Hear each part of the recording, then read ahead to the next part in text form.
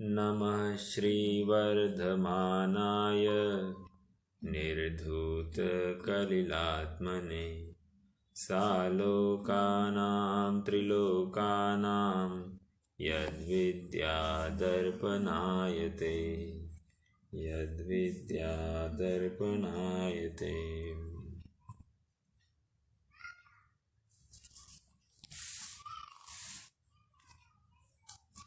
चारित्र को अंगीकार कर दिया है इस जीव ने, और चारित्र अंगीकार करने के बाद में 5 पापों का त्याग हो गया। जैसे ही 5 पापों का त्याग होता है तो जीव उन पापों में विरक्त होने हेतु या विशेष स्थिरता प्रकट करने हेतु वो गुणव्रतों को अंगीकार करता है। 3 प्रकार के गुणव्रत बताए, दिग्व्रत, अनर्थदंड व्रत और भोगोपभोग परिमाण व्रत। उसके पश्चात अब यह जीव गृहस्थी में रहकर मुनि बनने का यत्न कर रहा है, अर्थात वो घर में तो बैठा है लेकिन दृष्टि है उसकी पूरी जंगल की तरफ, और इसीलिए ये दिन ब दिन स्वयं को सभी प्रकार के आरंभों से निवृत्त करने के लिए प्रयत्नशील है। और इसी प्रयत्न के अंतर्गत ये स्वयं का परिचय करने के लिए दिन में किस प्रकार अपने लिए समय निकालता है उसकी बात यहाँ पर सामयिक के माध्यम से की जा रही है। ये जितने भी 5 पापों का त्याग है या गुणव्रतों का पालन है, इसका मूल उद्देश्य अपने स्वरूप की प्राप्ति है। यदि परिणामों में विशुद्धि आई तो ही उसको स्वरूप में, ये जब अपने स्वरूप को ध्याने बैठेगा तब उपयोग उसका एकाग्र अपनी तरफ होगा। नहीं तो जितने जगह भटका है, अटका है, वो निश्चित रूप से विह्वल रहेगा, व्याकुल रहेगा और अपने स्वरूप को ध्यान में समर्थ नहीं होगा। इसलिए इस जीव को चाहिए कि ये अपने बैकग्राउंड अर्थात दिन भर की जो परिणामों की श्रृंखला है, उन परिणामों की श्रृंखला को मंद से मंदतर करता हुआ मंदतम की तरफ ले जाए, और फिर परिणाम इस जाति के हो जाए कि सामयिक में जैसे ही बैठे तो काम हो जाए। यूँ कहिए, strike the iron when it is hot. Strike the iron when it is hot मतलब क्या? जैसे ही परिणाम अत्यंत मंद हो गए उस समय यदि यह जीव तीव्र पुरुषार्थ करता है तो निश्चित रूप से उसको स्वरूप की प्राप्ति हो जाती है, बशर्ते उसका प्रामाणिक प्रयास चाहिए। मात्र बैठने के लिए बैठा है, कार्य नहीं होगा, उसके लिए वो धगस चाहिए, वो अंदर से वो जो उसको बेचैन कर रही है, विषय में प्रवृत्ति करना मतलब उसको आग सा भासित होता हो, ऐसा जीव इसमें प्रवृत्ति कर सकता है। हम एक बार सामयिक के पूर्व के 3 छंद पढ़ लेते हैं और फिर आगे के छंदों की तरफ बढ़ते हैं।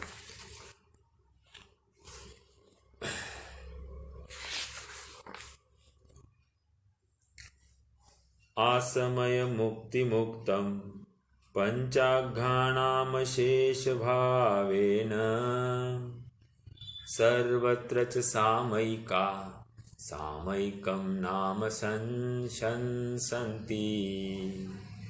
मूर्धर्वमुष्टिवासो बन्धं पर्यङ्कबन्धनं चापि स्थानम् उपवेशनं वा समयं जानन्ति समयज्ञा एकान्ते सामयिकं निर्व्याक्षेपे वनेषु वास्तुषु च चैत्यालयेषु वापि च परिचेतव्यं प्रसन्नधिया। आगे व्यापार वैमनस्यात् विनिवृत्त्या मंत्रात्म विनिवृत्त्या सामयिकं बध्नियादु सामयिकं बध्नीयात् उपवासे चैक भुक्ते वा। फिर से पढ़ते हैं ये, है ना, थोड़ा सा गड़बड़ हो गई। व्यापार वैमनस्या विनिवृत्त्या मंतरात्म विनिवृत्त्या सामयिकं बध्नीयादु उपवासे चैक भुक्ते वा। देखो क्या कर रहे, संधि देखते हैं पहले। व्यापार एक, वैमनस्यात् दो, इनसे क्या, विनिवृत्ति, विनिवृत्ति।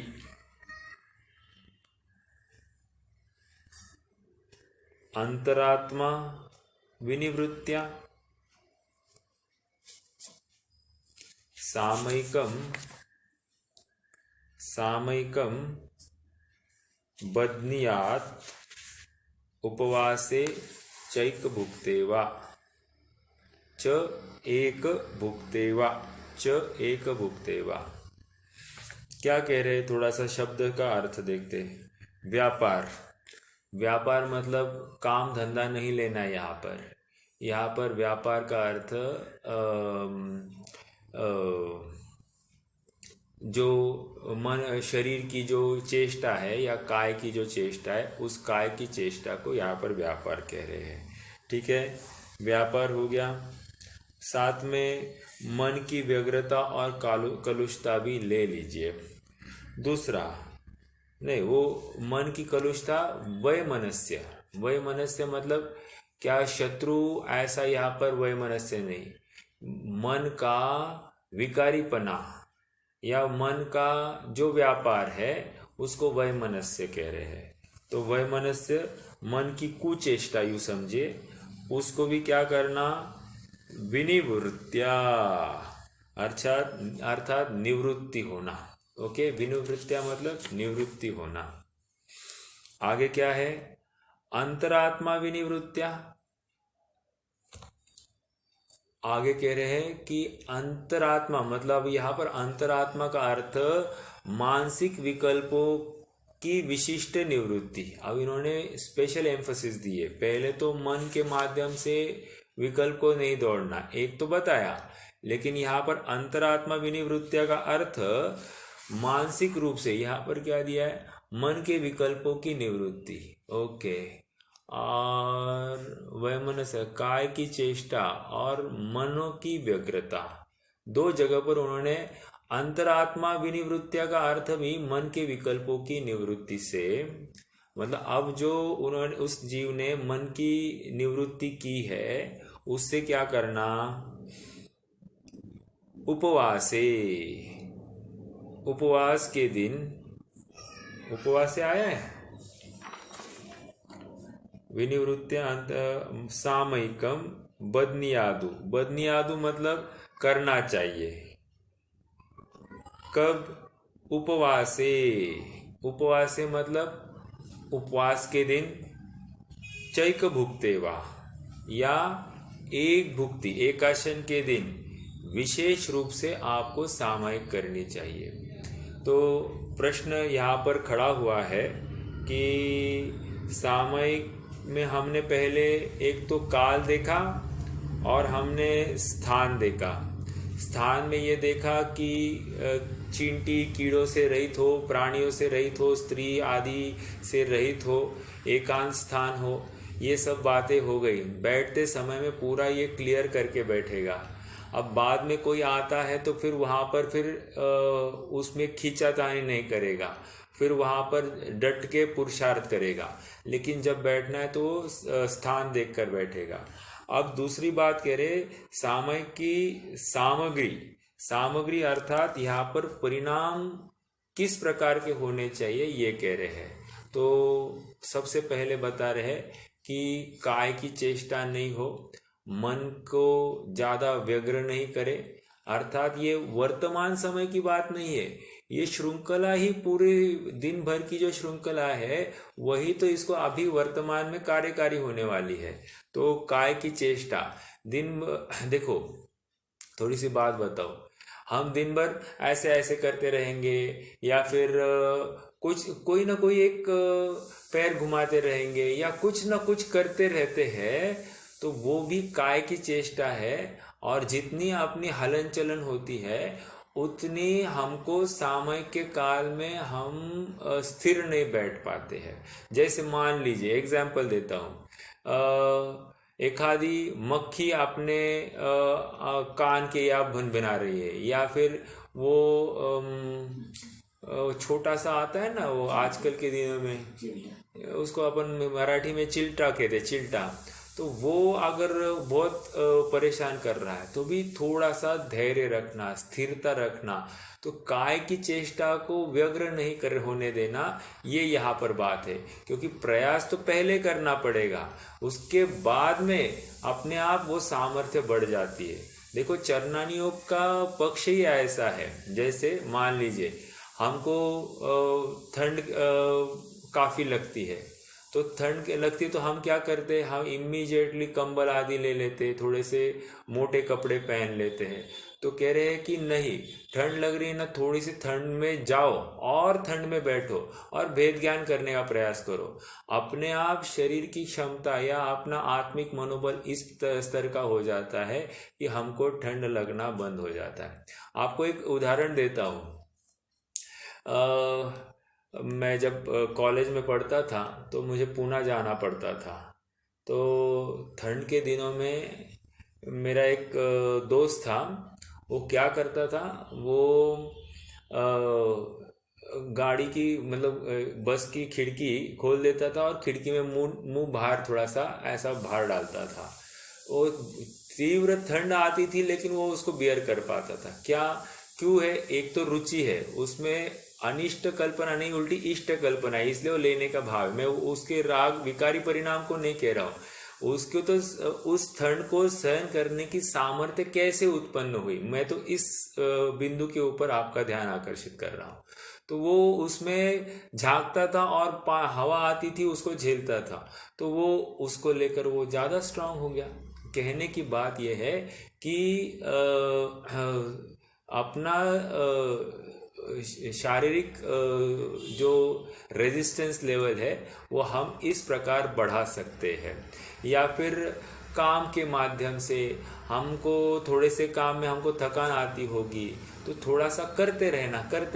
काम करते हैं तो हमको दर्द होता है, अगर ऐसा कहेंगे तो काम की आदत छूट जाती है और अपनी मानसिकता भी वैसी हो जाती है, तो हम काम हमेशा के लिए छूट जाता है। यहाँ पर उसी प्रकार सामयिक में माध्यम से कह रहे हैं कि जितने अपनी चेष्टाएं चलेगी, मन के माध्यम से कहो, शरीर के माध्यम से कहो, तो उतनी हमको बाधक होगी हमारे सामयिक के काल में। ठीक है, तो सामयिक में कह रहे हैं कि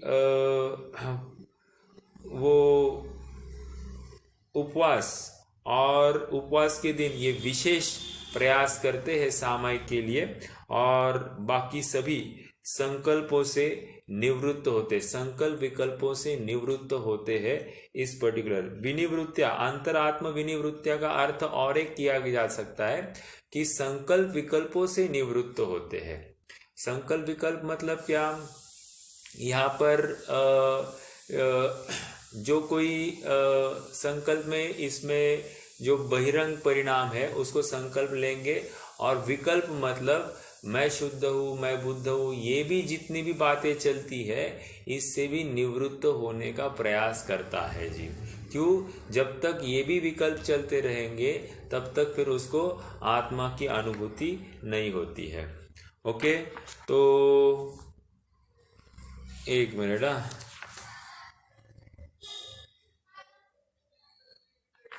हाँ, थोड़ी टीका भी पढ़ते हैं इसकी। मैं प्रभाचंद्र जी की पढ़ रहा हूँ। पिछले 2 श्लोकों में सामयिक के योग्य काल और क्षेत्र की चर्चा कर चुकने के बाद इस श्लोक में सामयिक के योग्य भाव की चर्चा कर रहे हैं, अर्थात यहाँ पर भाव के ऊपर बात कर रहे हैं ना। सामयिक किस भाव से में किस समय बढ़ाई जा सकती है, इसका उत्तर देते हुए कहा कि व्यापार अर्थात शरीर और वचन की चेष्टा और वैमनस्य मन की व्यग्रता अथवा मन की कलुषता से विनिवृत्ति होने पर अंतरात्मा अर्थात मानसिक विकल्पों को विशिष्ट रूप से दूर करते हुए उपवास और एकादशी के दिन विशेष रूप से सामयिक को बढ़ाना चाहिए। यहाँ चकार का ग्रहण किया है, उससे चकार कहाँ आया, एक च आया है ना, कहाँ आया है च, चैक भुगते वा, च मतलब वह चकार का अर्थ क्या है, चकार का ग्रहण किया है, उससे अन्य समयों को का भी समुच्चय होता है, अर्थात उपवास और एकादशी के सिवाय अन्य दिनों में भी सामयिक को बढ़ाना चाहिए। मतलब कह रहे हैं कि उपवास के दिन और एकादशी के दिन तो सामयिक में विशेष समय दिया है। क्यों उपवास इसीलिए किया है कि वो भोजन का समय जो एक एक घंटा हमारा जाता था उसका विकल्प छोड़ दिया। एक दूसरी बात क्या है कि उस संबंधी जो दिन भर हमारा आरंभ चलता है उस आरंभ से हम निवृत्त हुए। तो अब ये बचा हुआ समय कहाँ लगाना, तो पहले तो जो आरंभ से बचा है तो अपन स्वाध्याय में लगाएंगे। और क्या करना, और कह रहे हैं कि ये सामयिक करना। तो सामयिक में ज़्यादा से ज़्यादा समय लगाने के लिए ये उपवास के दिन की बात है। लेकिन मात्र उपवास का दिन ऐसा नहीं समझना, अन्य दिवसों पर भी, अन्य दिनों में भी ये सामयिक यथाशक्ति जब जब संभव है वो करनी ही चाहिए। ये बात यहाँ पर आ रही है।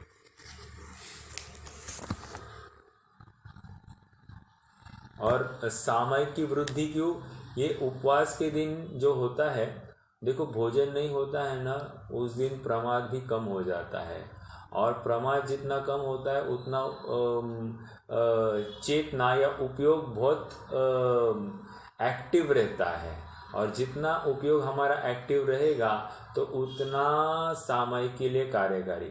जस्ट थोड़ा सा नोटिस कीजिए ना, अभी भोजन किया है और भोजन करते इमीडिएटली हम सामयिक में बैठे, क्या होता है, प्रमाद आता है। क्यों प्रमाद आता है, तो एक बताता हूँ, ऑक्सीजन लेवल कम हो जाती है। ऑक्सीजन लेवल कम क्यों होती है, क्योंकि ब्लड पूरा जो है, या ब्लड भी जो है पूरा अपना कहा जाता है, वो अन्न को पचाने के लिए वो हमारी जठर की तरफ जाता है। तो उसको लेकर क्या है कि बाकी इंद्रियों को ऑक्सीजन या ब्लड कम मिलता है। तो कम मिलने की वजह से अपने आप इसके ऑक्सीजन लेवल कम होती, ऑक्सीजन लेवल कम हो गई तो इसको निद्रा जैसी आने लगती है और फिर उसकी सामयिक में प्रमाद ज़्यादा रहेगा। तो इसीलिए भोजन कम करने का प्रयोजन यही इसीलिए बता गया है कि जितना कम भोजन होगा उतना इसका उस अन्न को पचाने के लिए कम उसका रक्त का जो खून का जो सप्लाई है वो कम करना पड़ेगा। तो अपने आप उसको उपयोग ज़्यादा स्थिर रह सकता है। ये बात हो गई। अब अगले श्लोक की तरफ बढ़ते हैं।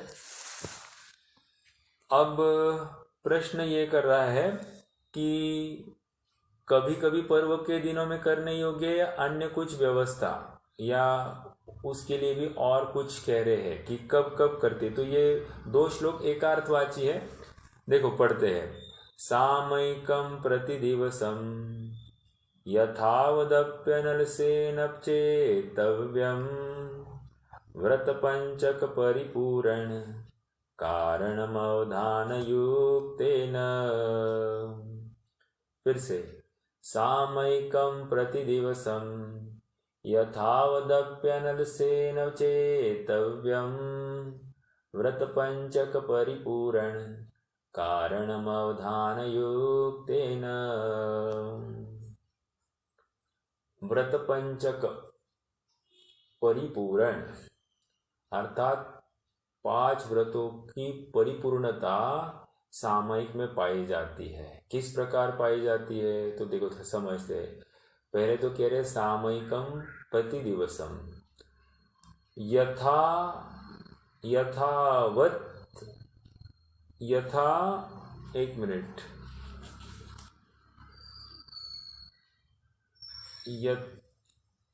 यथावत अपि अनलसेन, यथावत अपि अनलसेन।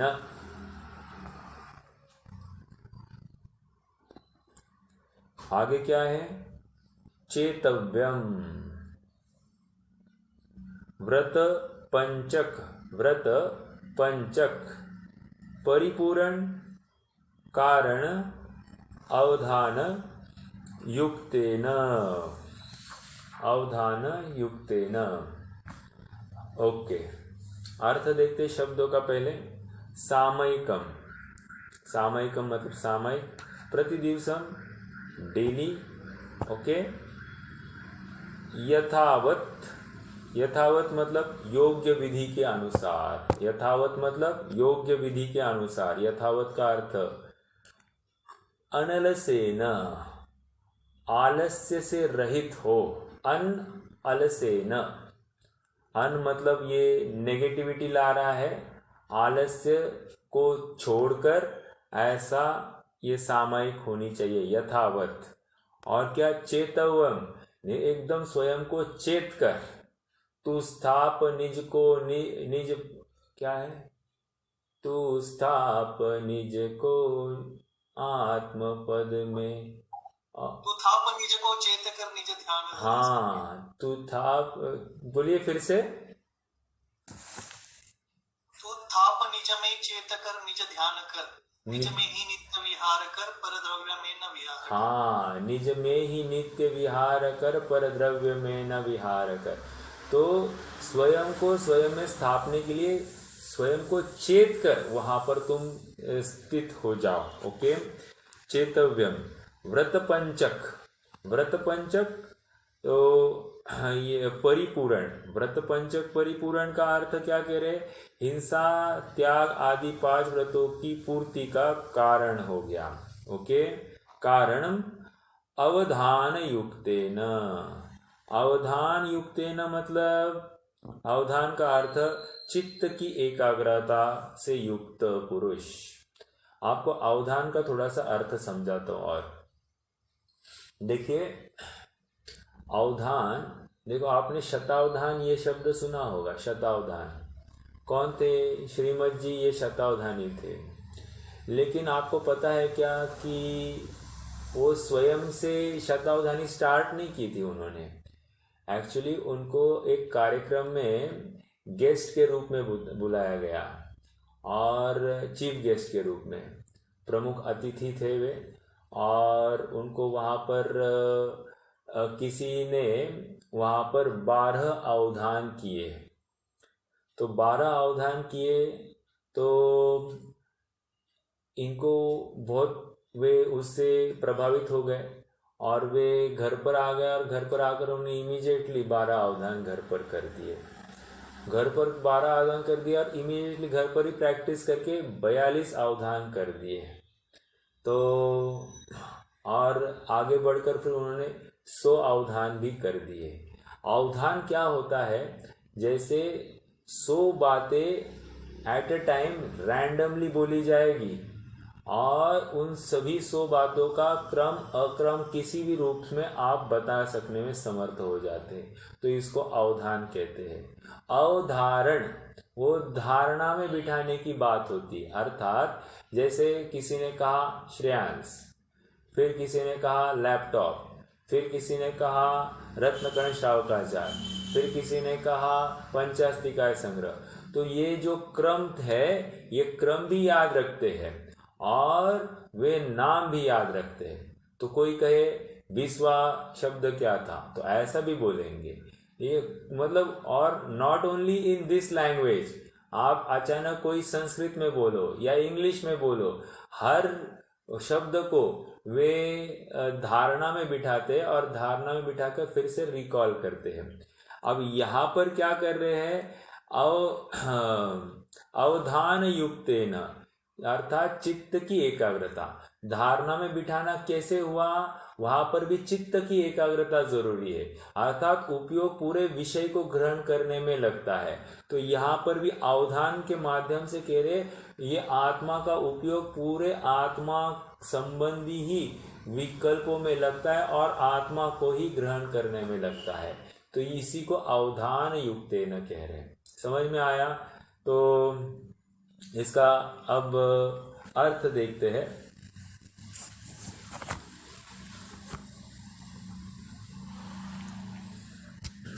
देखो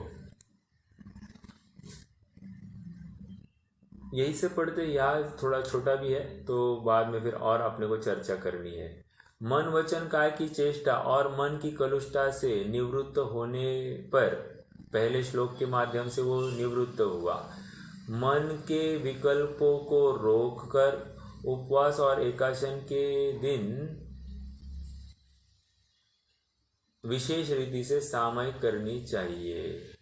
इन्होंने ऐसा अलग से कुछ ज़्यादा बताया नहीं है, बस उन्होंने उपवास और एकादशी के दिन विशेष रीति से सामयिक करनी चाहिए। आइए थोड़ा सा अब हम विचार करते हैं। सामयिक में बैठना है तो कैसे बैठना।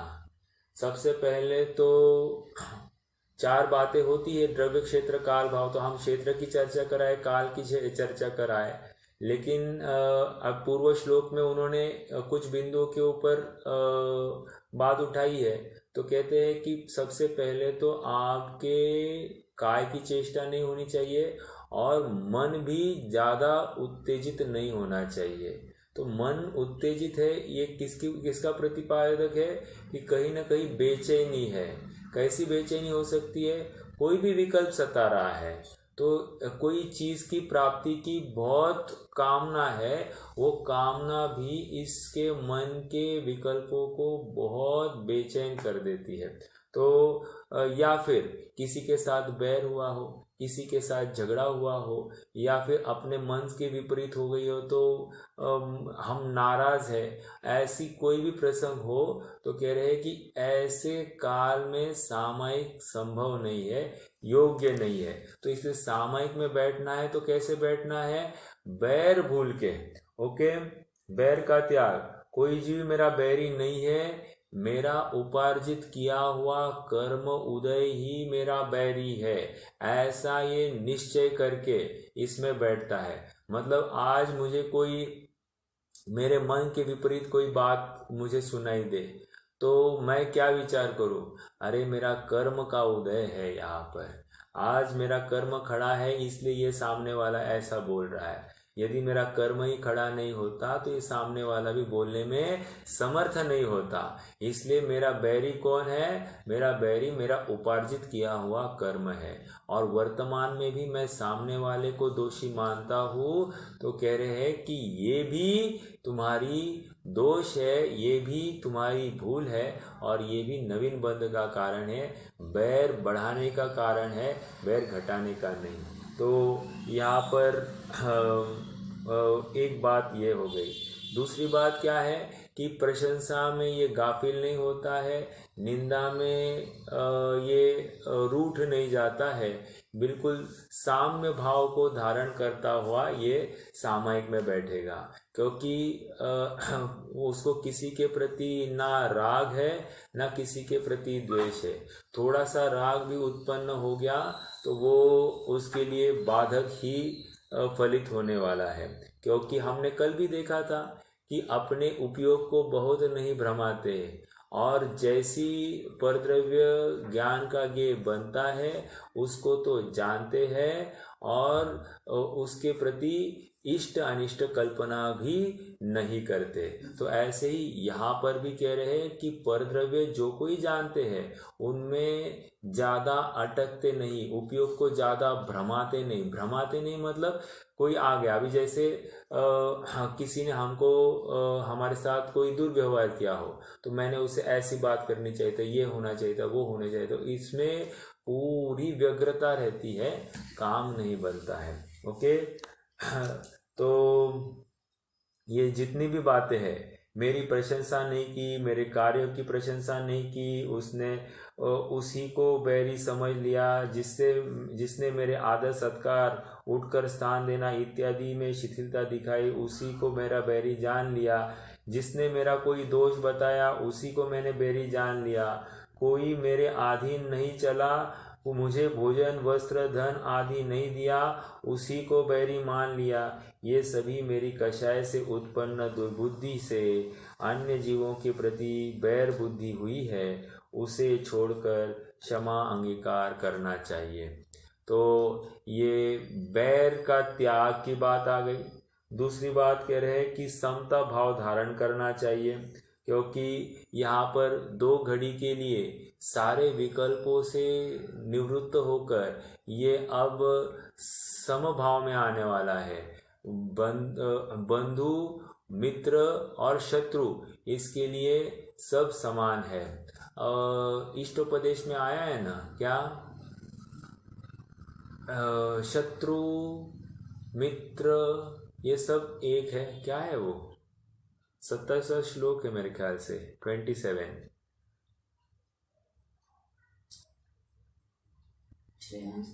याद है श्रेयांश?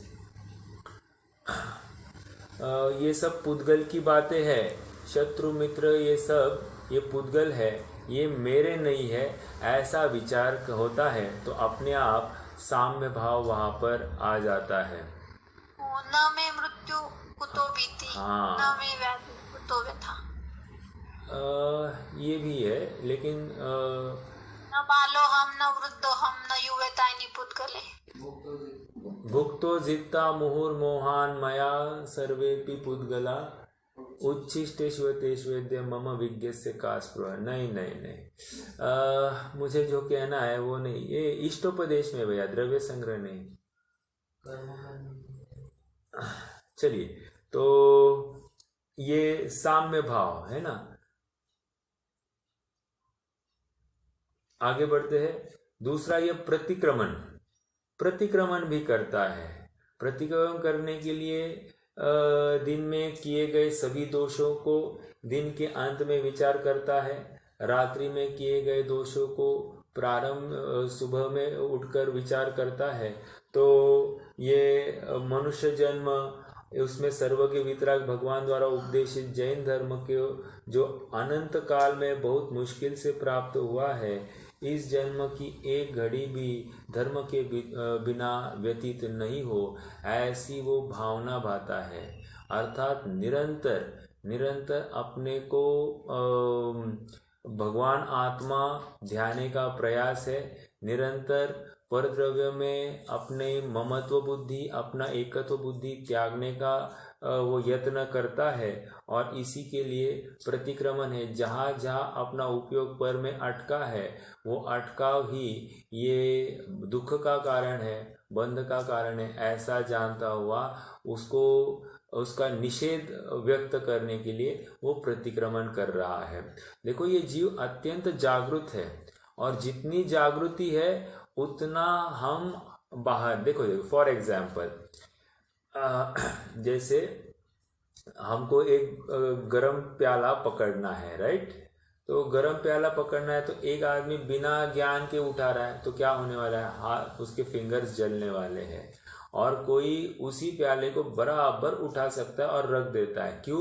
वो जागृत अवस्था में उठाता है। तो यहाँ पर कह रहे, जितनी जागृति होगी वो उतने बंध का कारण नहीं बनेगी, और इसीलिए प्रतिक्रमण के माध्यम से ये निरंतर जागरूक रहता है। देखो, आज मैंने मान लीजिए कि प्रतिक्रमण कर दिया, प्रतिक्रमण किया कि मैंने ये ऐसा नहीं करना चाहिए था, तो ये बात अब मेरे जहन में बैठ गई, तो इसका मतलब मैं इतना जागरूक हो जाऊंगा कि अगली बार जब मुझे ऐसा ही प्रसंग फेस करना पड़े, उस समय में मैं अत्यंत जागरूक रहूंगा, क्योंकि मैंने कल ही या पिछले समय में ही, कुछ काल पहले ही इसके बारे में प्रायश्चित या प्रतिक्रमण किया है। तो निश्चित रूप से अगली बार मैं जागरूक रहता हूँ। कोई डेली प्रतिक्रमण करता है और डेली वही भूल करता है, हे प्रभु मैंने जितने भी जीवों की हिंसा की हो मैं सबसे क्षमा चाहता हूँ, और कल आज फिर से धमाधम फिर से पानी चालू कर दिया, या जो कुछ है, तो इससे ये प्रतिक्रमण नहीं होता है। प्रतिक्रमण भावों से होता है। भावों की विशुद्धि अगर हुई है तो वो कार्यकारी है। बाकी शब्दों के माध्यम से रटा रटाया पढ़ना कार्यकारी नहीं है। वो कुछ आउटपुट नहीं दे पाएगा, क्योंकि परिणाम विशुद्ध है तदपि कार्य। अपने परिणाम की विशुद्धि हुई है तो समझना हमको जिनवाणी रूपी अमृत का असर हो रहा है। यदि हमारे परिणाम में विशुद्धि नहीं पाई गई है तो जिनवाणी का असर नहीं हो रहा है। एक डॉक्टर साहब एक बहुत अच्छा उदाहरण देते हैं। वो उदाहरण ये देते हैं कि एक ब्राह्मी नामक एक औषधि है। ओके, हाँ, ब्राह्मी कुटी ऐसी कोई औषधि है, और वो औषधि ऐसी है जब किसी को दी जाती है तो 100% उसके रोग का अभाव होना है, यदि वो उस औषधि को पचाने में समर्थ हुआ तो। और यदि उसने वो औषधि पचाने में असमर्थ हुआ तो वो नियम से वो वॉमिट करने वाला है। तो वॉमिट अगर करेगा तो उसकी छींटे भी अगर अपने शरीर पर उड़ती है तो वो शरीर के लिए बाधक है। तो कह रहे हैं कि रोग का अभाव, तो उस आदमी को वैसे पानी के प्रवाह में रखकर ये औषधि दी जाती है। वैसे ही यहाँ पर कह रहे जिनवानी को पढ़ के अगर हमारा जो विषय कषाय रूपी जो रोग है वो दूर नहीं हुआ है तो हमने उस औषधि का सेवन ठीक से नहीं किया है और इसीलिए उसका वमन हो रहा है, और वो वमन हमारे लिए हित का नहीं अहितकारी है। अर्थात फिर शरीर में कोढ़ आदि भी उत्पन्न करने के लिए जैसे वो औषधि कार्यकारी है वैसे ही ये भी हमें संसार परिभ्रमण कराने के लिए कार्यकारी है, अर्थात नवीन शरीर प्राप्त कराने के लिए। आइए तो प्रतिक्रमण और इस प्रकार चिंतन करता है। अब क्या चिंतन करता है थोड़ा देखते हैं। मैंने आज के दिन में तथा रात्रि में जिन दर्शन पूजन स्तवन में कितना समय व्यतीत किया। देखो स्वयं का हिसाब लगा रहा है। स्वाध्याय, संगति, तत्व चर्चा, पंच परमेष्टि की जाप, ध्यान में, पात्र दान में कितना समय व्यतीत किया। बहुत आरंभ में, इंद्रियों के विषयों में, व्यवहार की विकथा में, प्रमाद में, निद्रा में, काम सेवन में, भोजन पान में, आजीविका के आरंभ आदि में कितना समय व्यतीत किया। मेरे मन वचन काय की प्रवृत्ति व रागादि भाव संसार के कार्य में अधिक हुए या परमार्थ में अधिक हुए। बैलेंस कितना हुआ, हिसाब किताब लगा रहा है। यदि सांसारिक कार्यों में, विषय कषाय में, दिन भर इसकी उसकी सुनने में हमने फोन आदि में अपना समय बर्बाद किया है, कह रहे हैं तुमने ये सब सांसारिक कार्यों में तुमने प्रयोजन में अपना समय व्यतीत किया है, सामयिक भी फिर ठीक से नहीं होगी। सामयिक होगी नहीं, पूरे वही बातें यहाँ पर आएगी। ओके, और जितना वहां से हटाया स्वयं को स्वाध्याय आदि में लगाया तो निश्चित रूप से उसकी सामयिक भी यथार्थ की होती है। और कहते हैं कषाय का त्याग करना, बुरा चिंतन करना, हिंसा का त्याग है, प्रमाद का त्याग है, असत्य का त्याग है, चोरी का त्याग है। यहाँ पांचों प्रकार के त्याग की बात है, या फिर परिग्रह के त्याग की बात है। रुपया पैसा आदि के माध्यम से और परिग्रह कराने की जो कल्पना करता है उसके भी त्याग की बात यहाँ पर कर रहे हैं, क्योंकि ये जितना विषयों में मूर्छित होगा उतनी उसकी मति ठीक नहीं होगी, क्योंकि निरंतर वो विषय की प्राप्ति की ही एक अबुद्धिपूर्वक वो अजपा जाप चला रहता है, और वो जाप जब तक पूर्ण नहीं रहेगा, वो कार्य जब तक सिद्धि को प्राप्त नहीं होता या उसकी प्राप्ति नहीं होती विषय की, तब तक ये आकुल चित्त रहता है। एक छोटा सा एग्जाम्पल, जैसे मान लीजिए मैंने किसी सुनार को, मेरे पास के एक हार था, हार को मैंने उसको कंगन में कन्वर्ट करने के लिए दे दिया। अब मान लीजिए लॉकडाउन लग गया, 3 महीने के लिए मेरा सारा उसके पास में वो सोना पड़ा है। अब वो सोना मुझे जब तक नहीं मिलता है तब तक मुझे निरंतर बेचैनी है। तो ये बेचैनी क्यों है? वो अजपा जाप है, उसको याद करने की जरूरत नहीं, निरंतर वो मेरी बुद्धि में, मेरी स्मरण में आता है और मुझे उसको लेकर आकुलता बनी रहती। ये आकुलता ही कह रहे हैं, ये हमारी वो पर द्रव्य की प्रति वो आसक्ति की झलकाहट है और यही दुख का कारण है। तो हमारी सामयिक भी यथार्थ नहीं होती है, ये कह रहे हैं। ठीक है, तो इसलिए यहाँ पर पांचों पापों के त्याग में प्रवृत्ति। देखो अब सामयिक करनी है, ये सामयिक इसलिए की थी पांच पापों के त्याग पूर्वक सामयिक होती है। अब फिर से सामयिक में भी क्या करना, पांच पापों के त्याग का चिंतन करना। इसलिए आगे चलकर अब अगले श्लोक में वहां पर बताने वाले हैं कि पांच पाप के त्याग पूर्वक यह मुनि तुल्य हो गया है। तो ऐसी ही बात यहाँ पर आएगी। अपन अगले श्लोक की तरफ बढ़ते हैं। तो यहाँ पर द्रव्य से, क्षेत्र से, काल से और भाव की चर्चा आ गई है ना। अब सामयिक करने वाला जीव कैसा होता है उसको बताने वाला यह श्लोक है। सामयिके सारंभा परिग्रहा नैव सन्ति सर्वेपि चेलोपसृष्ट मुनिरिव गृहीतदा याति यति भावम। गृहीतदा याति यति भावम। देखो क्या कह रहे हैं, फिर से एक बार।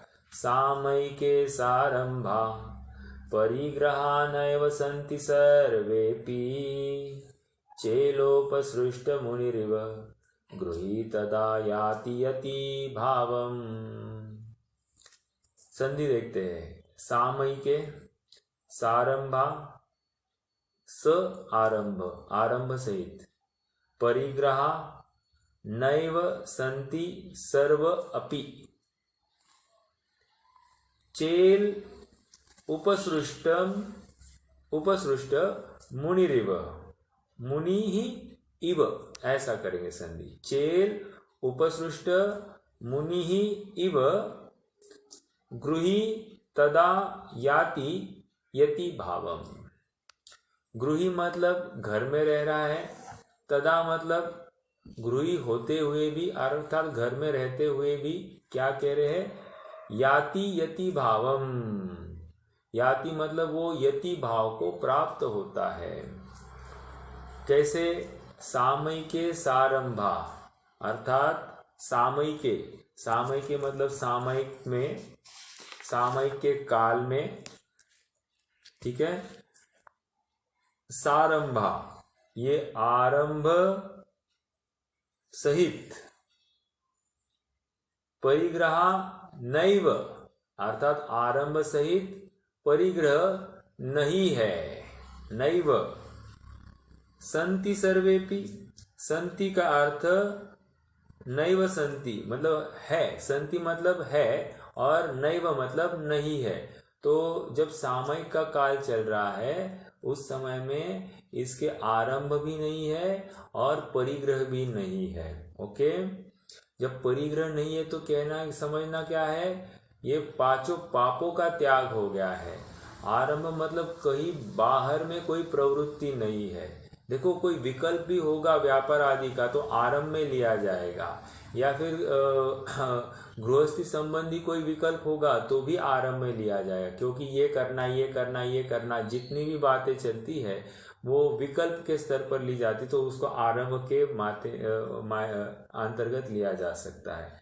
सारंभा परिग्रह नैव संति सर्वेपि, सर्वे मतलब सर्व प्रकार के आरंभ और परिग्रह से रहित हो गया है। ओके, तो इसलिए क्या, चेलोपसृष्ट, चेल उपसृष्ट, चेल मतलब कपड़ा, उपसृष्ट मतलब पहने हुए, ओके, धारण किए हुए, मुनि इव, मुनि के समान, मतलब एक उपसर्गी मुनि के समान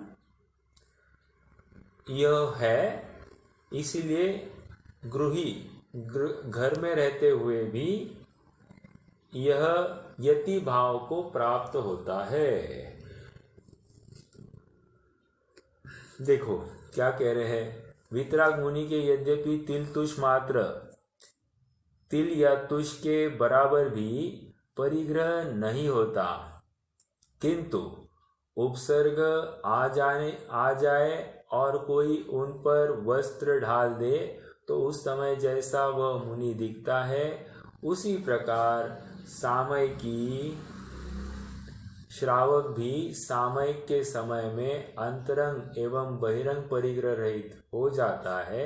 इसलिए वह उपर्युक्त मुनि के समान मालूम होता है। अर्थात यदि वह वस्त्र का त्याग कर दे तो उतने समय को ठीक वीतराग मुनि के समान हो जाता है। फिर से यहाँ पर ये बता रहे हैं कि सामयिक के काल में वो बिल्कुल मुनि के समान, उपसर्गी मुनि के समान है।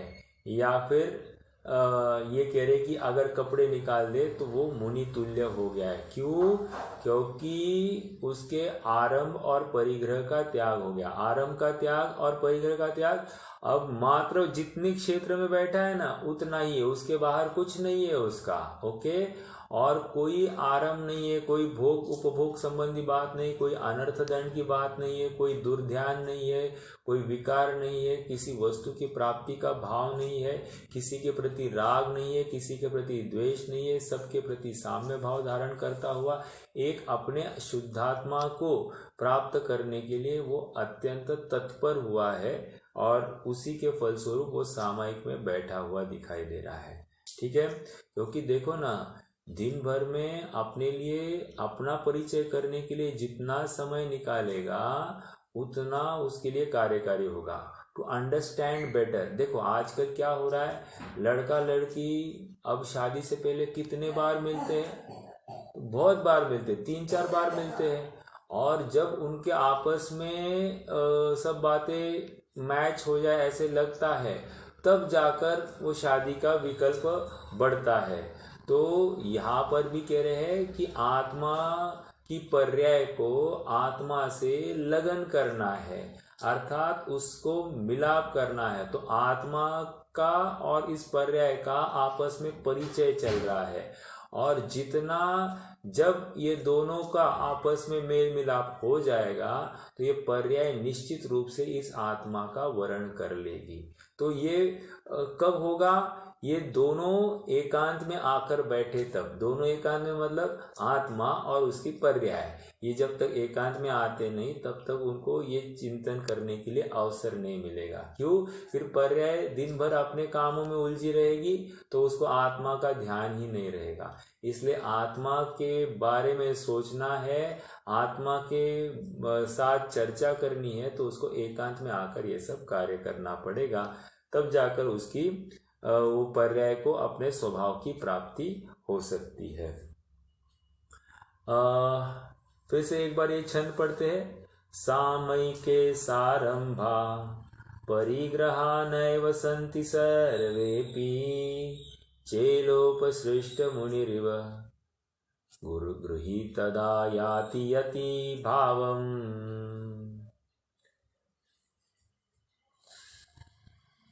अब देखो, अब सामयिक के काल में यदि उपसर्ग आ गया तो क्या करे? ठीक है, देखो इसके पहले जो एक छंद आया था जिसमें अनल सेन ये बात आई थी, तो अनल सेन का अर्थ और एक प्रकार से किया है। जैसे सामयिक में हम बैठते हैं तो डायरेक्टली बिना आवर्त दिए बैठ गए, नहीं चलेगा। बिस्तर में बैठे, नहीं चलेगा। और फिर आलस से बैठे हैं, बस ऐसे ही बैठे हैं, चद्दर आदि ओढ़कर बैठे हैं, तो कह रहे हैं नहीं चलेगा। क्यों? ये प्रमाद के साधन है और ये और प्रमाद बढ़ाने वाले हैं। तो यहाँ पर जिस प्रकार से बैठना नहीं है, या फिर सामयिक में बैठकर मालाएं गिनना, 5-6 मालाएं गिन ली, हो गई सामयिक, बहुत अच्छा लग रहा है, नहीं, ये सामयिक नहीं है। तो वहाँ पर अवधान युक्तेन और अनल सेन, तो चित्त को ही धारण करने की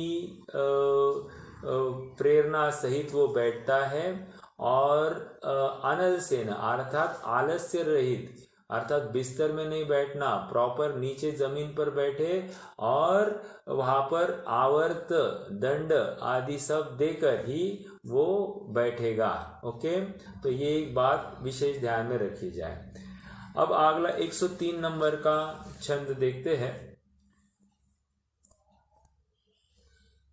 शीतोष्ण दंश मसक परिशमुपसर्गमपि च मौनधरा सामयिकं प्रतिपन्ना अधिकुर्विरन्नचल योगा शीतोष्णदंशमशक परिशमुपसर्गमपि च मौनधरा सामयिकं प्रतिपन्ना अधिकुर्विरन्नचल योगा। अब संधि देखते हैं।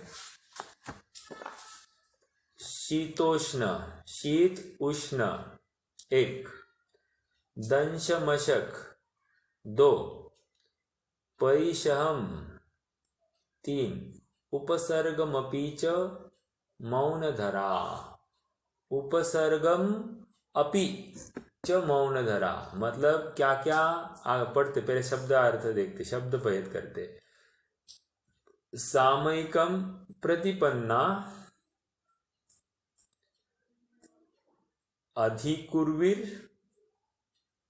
अधिकुर्विर अचल योगा। अधिकुर्विरन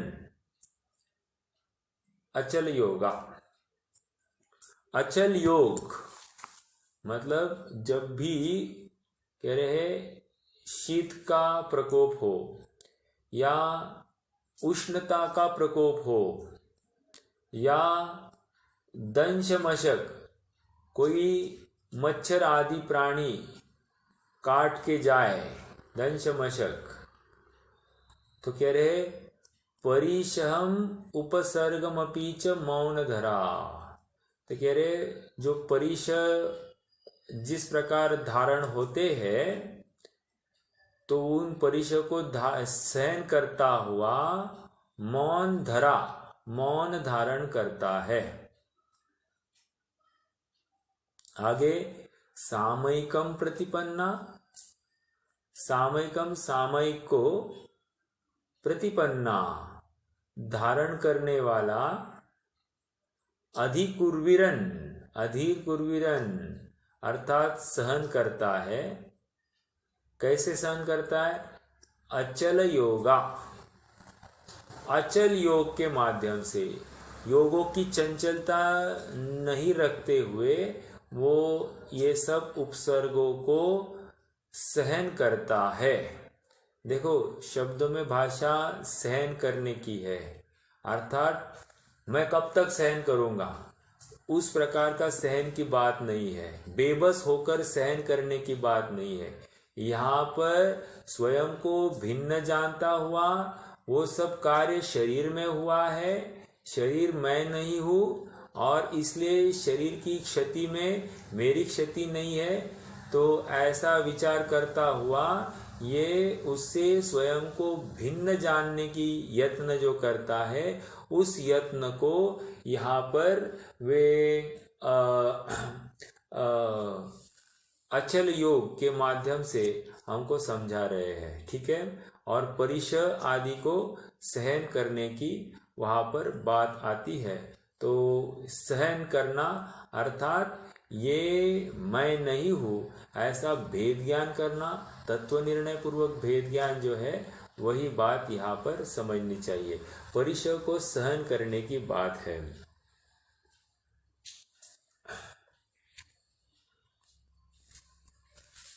अब देखो और क्या विचार करता है उसकी बात। अब सामायिक के काल में क्या क्या विचार और चलते हैं।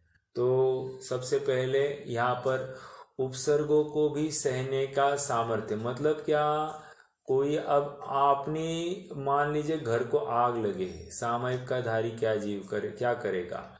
कुछ नहीं करेगा, he'll do nothing, ओके।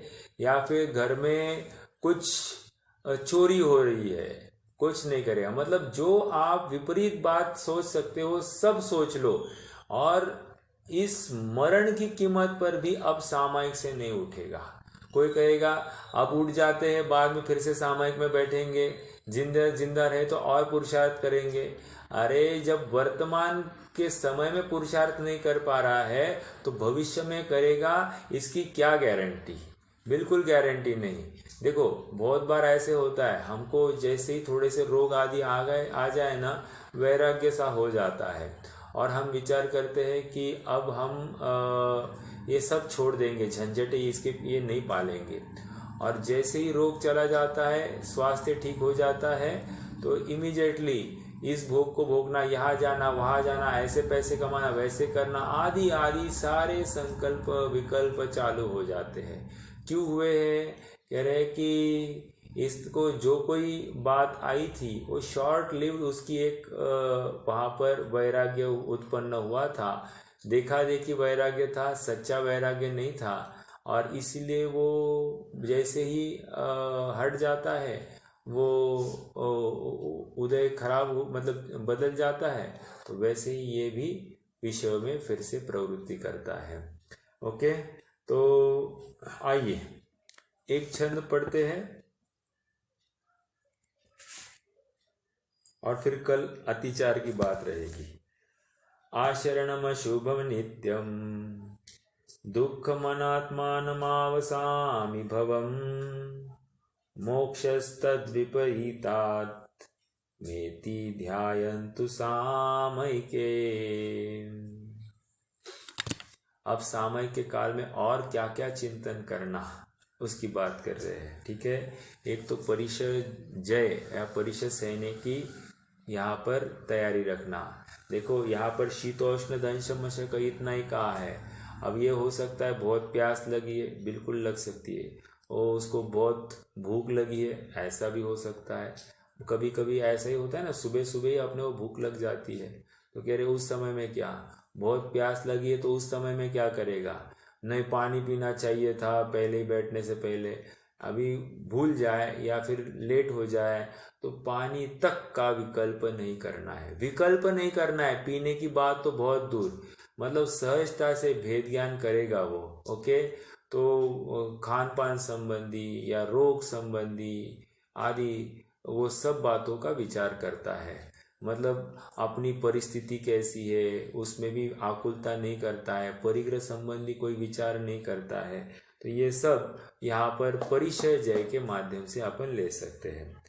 अब देखो, अशरणम अशुभम अनित्यम।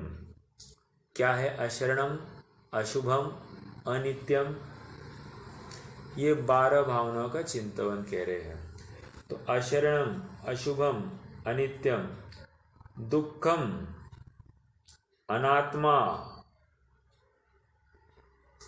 अनात्मान अवसामी भवम मोक्ष स्तत् विपरीतात्